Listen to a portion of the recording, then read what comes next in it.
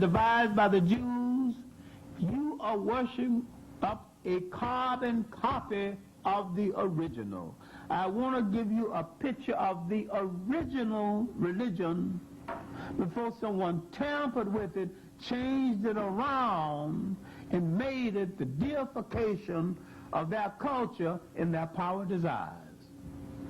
To the Western mind, religion is the deification of his culture and his desire for power. The Arabs made Islam a rationale for the slave trade. The Jews made Judaism a rationale for taking land that never belonged to them, not even in ancient times. The European made Christianity a rationale for his prejudice and his enslavement of other people. He never dared to use it in a Christian way. And I'm saying that this is a carbon copy and a debasement of the original. I'm not trying to take it away from you.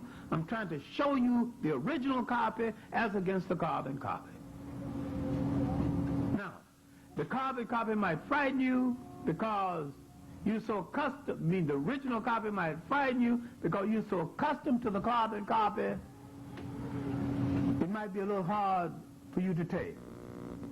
But all of these religions existed in another form before someone called them by these new names. Now, someone brought up in class last night that Islam came out of Africa. And I said, yes, the elements came out of Africa. But the religion in its formal sense is an AD religion and not a BC religion. Because you cannot bring me in Islam before you bring me the Prophet Muhammad. And the Prophet Muhammad wasn't even born until near the end of the 6th century. Now if you bring me in Islam before you bring me the Prophet Muhammad, you have to tell me where you got it from. If you say the elements that ultimately made the religion existed, I'll accept that. But if you say the religion was there, then I'm going to ask some questions. What are you talking about? Then if you say like some of the brothers in Manhattan, our religion started, God made the first Muslim, his name was Adam, then I have to tell you, when did Adam read the Quran before everybody wrote one?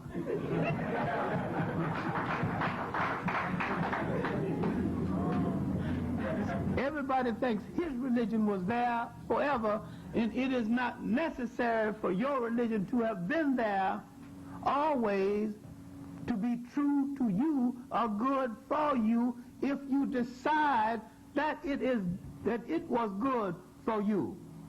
Now, what we have to do is to look at the world before any of these religions came into being in a formal sense, when they existed in an informal sense in their teaching, in the elements that later went into their making existed, but the religion in their formal sense did not exist.